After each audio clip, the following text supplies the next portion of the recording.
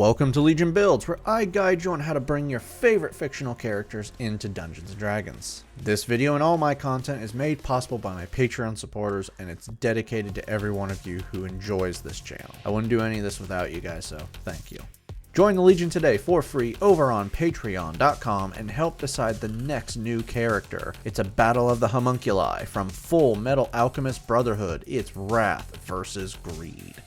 Today we're bringing in the personal bodyguard of M. Bison, Balrog. Can we quickly take a moment to point out that M. Bison can fly and shoot death blasts, and he has a bodyguard that punches people. Okay, moment done. Balrog is a sadistic and greedy individual whose sole purpose is to acquire massive wealth. In battle, Balrog uses his massive strength and speed to overwhelm his opponents. And if that doesn't work, he's not above cheating. In fact, he loves it. For today's build, we'll be using the Player's Handbook. We're using standard point array to make things simple, and we are multi-classing, so keep an eye on stat minimums. We're going to start things off with Con at 15. You are the bodyguard for the guy pissing off the whole world. You need some good help. Dex comes in at 14. With your speed, you're able to dodge attacks and lay in some serious punishment. Wisdom comes in at 13. This is a stat minimum, plain and simple. Charisma follows with 12. You are a manipulator and a liar. So much so, you have no healthy relationships. But you do hang out with a wannabe god and a serial killer, so you fit right in. Strength will be way too low with a 10, and we're going to have to dump intelligence. You're way stronger than that, and you're no idiot, but they're not important for this build, and standard point array sucks. Balrog is a human. Variant human grants a free feat and skill with your stat improvements. Place +1 into Dex and Wisdom for your feat. Athlete from the Player's Handbook adds +1 to Dex. You can stand up with only 5 feet of movement after falling prone. Climbing doesn't cost extra movement, and you can make a running long jump or high jump after only moving 5 feet rather than 10 feet. For your skill, grab Perception. To finish off your lineage, you know the language is common and one of your choice. For background, take the skills Deception and Intimidation. You get 2 more proficiencies that can be combined from language and tools. You don't strike me as someone who has a lot of skills other than bullying people, so take what you want. Let's start punching. Level 1 fighters start off with 2 skills. Take Acrobatics and Athletics. You have proficiencies in all weapons, armor, shields, and have the saving throw Strength and Con. Fighting style grants you a style that enhances your combat. Unarmed fighting makes your unarmed strikes a d6 when holding an item, a d8 when holding nothing, and you can automatically deal 1d4 bludgeoning damage to a creature you're grappling at the start of your turn. Second Wind lets you ignore damage by healing yourself 1d10 plus your fighter level once per short or long rest. We're going to need some better punching now. Level 1 monks start off with unarmored defense. When not wearing armor, your AC is 10 plus Dex plus Wisdom. Martial arts improves your unarmed strikes. Your unarmed strikes now use your Dex for attack and damage. You can make an unarmed strike as a bonus action after taking the attack action, and you gain a martial arts dice that can be used with unarmed strikes and simple melee weapons. This is a D4, but your unarmed strikes are already better, so you'll use that instead. Level 2 fighters gain Action Surge. You can now grant yourself a free action once per short or long rest. Level 3 fighters now have access to their subclass. Champion, found in the Player's Handbook, pushes your physical abilities to new limits. Improved Critical allows you to crit with attacks on a 19 or 20. Level 4 fighters earn our first ability score improvement. Place this into Dex for better attacks, damage, and AC. Your character level 5 now, so bump up your proficiency bonus to +3. Level 5 fighters receive extra attack. You can now attack twice with a single attack action.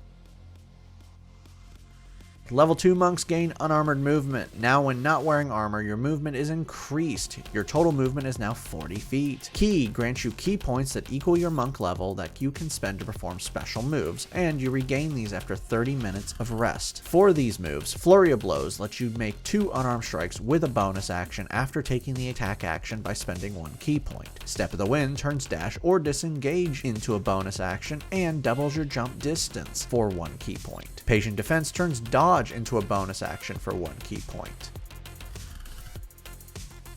Level 3 monks now have their subclass. Way of Open Hand, found in the player's handbook, focuses on hand-to-hand fighting. Open Hand technique improves your flurry of blows attacks. When you hit a creature with one of your flurry of blows attacks, you can impose an effect on the creature. You can force a dex save or make them fall prone. You can force a strength save or push them back by 15 feet, or they lose their reactions until the end of your next turn. Deflect Missile lets you reduce damage made from range attacks against you with a reaction by 1d10 plus dex plus your monk level. If you reduce the damage to 0 and have an empty hand, you can spend 1 key point to catch the projectile and throw it as a weapon. Though I'm pretty sure you just punch projectiles out of the air.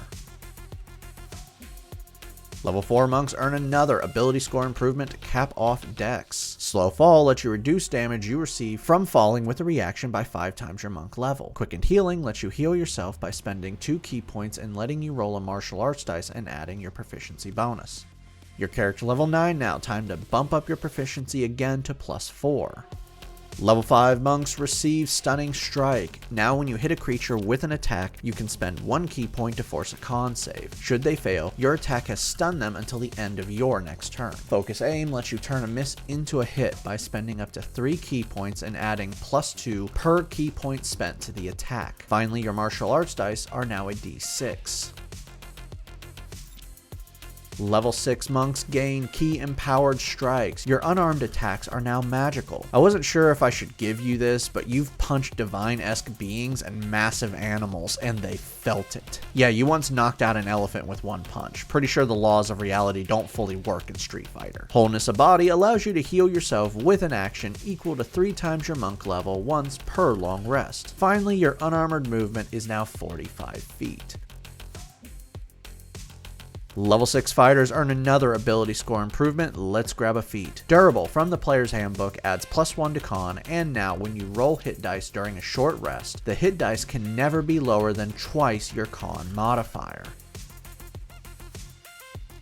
Level 7 champion fighters are remarkable athletes. You can now add half your proficiency bonus to any strength, dex, or con check that you're already not adding it to, like initiative rolls. You can now also increase your jump distance by your strength score modifier. Unfortunately, your strength is not that good, but if you roll for stats, make strength higher. You've reached character level 13, your proficiency bonus is now +5. Level 8 fighters earn another ability score improvement, place this into con for better HP. Level 9 fighters gain Indomitable. You can now re-roll a failed saving throw, including death saves, once per long rest. Level 10 champion fighters get an additional fighting style. Superior Technique gives you a maneuver from the Battlemaster subclass and a d6 superiority dice to use that maneuver once per short or long rest. For your maneuver, Lunging Attack lets you spend 1 superiority dice on a melee attack to increase your reach by 5 feet, and then adding the superiority dice to the damage. Level 11 fighters receive another extra attack, bringing your total attacks up to 3 per attack action. Time to max out your proficiency bonus because you've hit character level 17, bringing you up to a +6. Level 12 fighters earn another ability score improvement, Cap Off Con. Level 13 fighters gain another use of Indomitable, bringing it up to be used twice per long rest. Our final level is level 14 fighter, and you get our final ability score improvement. Let's fix intelligence to get rid of that negative. Now that we've reached level 20, let's recap. Your stats are strength 10, dex 20, con 20, intelligence 10, wisdom 14, charisma 12. Your total levels are fighter 14, monk 6. Let's dive in. Your punches are incredible. You're dealing 1d8 +5 magical damage. You can lunge at enemies, stun them, knock them down, push them back, remove their reactions, and crit on 19 or 20. Your standard number of attacks is 4, and you can double that by using Flurry of Blows and Action Surge to up to 8 attacks. Your AC is low with only 17, but your total health, taking the average, is 218. You're also fast with a total movement of 45 feet and can dash up to 90 feet with a bonus action. Downside: no range attacks. That's basically it. You have to be up close to hit someone, which is your whole thing. Lay into your enemies with a barrage of attacks and take them down, especially anyone who calls you a one-note loser that can't do anything but punch really hard. Thank you for joining me today. Make sure to like and subscribe to not miss a single new build each week on YouTube and Spotify. Make sure to check out my Patreon where you can help decide next week's new character.